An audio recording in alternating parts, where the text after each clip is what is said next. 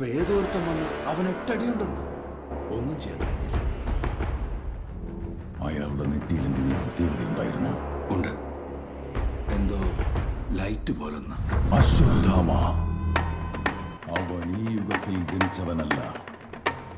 പുരാണങ്ങൾ സത്യമായി കൊണ്ടിരിക്കുന്നു. അവന് മരണമില്ല. ശരിക്കും ആരാ നിങ്ങള്? ദ്രോണാചാര്യരുടെ പുത്രൻ വീരശ്വത്ഥാമ.